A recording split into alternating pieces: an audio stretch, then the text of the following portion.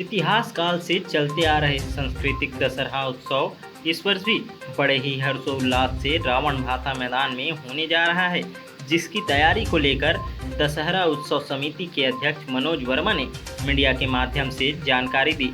उन्होंने जानकारी में बताया कि इस वर्ष कोरोना को देखते हुए शासन की गाइडलाइन का पालन करते हुए आयोजन किए जाएंगे, जिसमें लोगों के आने एवं जाने की व्यवस्था और आने वाले लोगों को सैनिटाइज़र और मास्क का वितरण किया जाएगा। साथ ही इस बार 2000 लोगों के लिए बैठने की व्यवस्था की गई है, जिसमें वैक्सीन के दोनों डोज लगवा चुके ही लोगों को केवल बैठने की अनुमति दी जाएगी।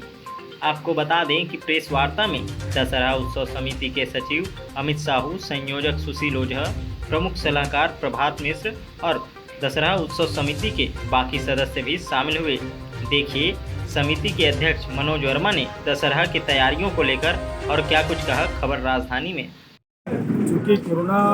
अभी गाइडलाइन जो है शासन की तरफ से जो है थोड़ी सी छूट मिली है, उस छूट में जो लोग यहाँ पे दशहरे में आते हैं भारी संख्या में यहाँ पे भीड़ रहती है, लेकिन प्रशासन का कहना है कि कम से कम लोगों को लेकर क्या दशहरा मनाएं, जो बैठने की व्यवस्था है उसको व्यवस्थित करें, कम से कम लोगों को बैठाने की व्यवस्था रखें। तो हमने इस समय 2000 लोगों को बैठाने की व्यवस्था रखी है। साथ ही जो मेला में घूमने आएंगे उसके लिए प्रशासन की तरफ से एक व्यवस्था रहेगी कि वो वहाँ पे गेट में उनका जांच हो और उनको सैनिटाइज हो, और हमारी समिति की तरफ से भी समय समय पर यहाँ पे माइक से संचालन करके उनको हिदायत दी जाएगी कि मास्क लगा करके रखें और अपने आप को एक दूसरे से दूरी बना करके रखें, क्योंकि मेला है तो संभव नहीं होगा, फिर भी प्रशासन इसको अपनी जिम्मेदारी को लेकर के जितनी ज़्यादा हम उसको सुरक्षित ले सकें कर सकें, ऐसी व्यवस्था को लेकर के हम सर, और इस बार की जो मेले दशहरा है उसमें लगभग कितने इसकी संख्या में लोग आने की संभावना है और किस तरह से पुलिस की कितनी संख्या में आप यहाँ पे उनकी व्यवस्था कराएंगे? पहले यहाँ पे कम से कम 400 से 500 पुलिस की व्यवस्था रहती थी। अब चूँकि सुरक्षा व्यवस्था को ध्यान में रखते हुए, क्योंकि मुख्यमंत्री जी इस कार्यक्रम में मुख्य अतिथि रहेंगे, तो सुरक्षा व्यवस्था को भी ध्यान में रखते हुए कम से कम ज़्यादा से ज़्यादा पुलिस हो,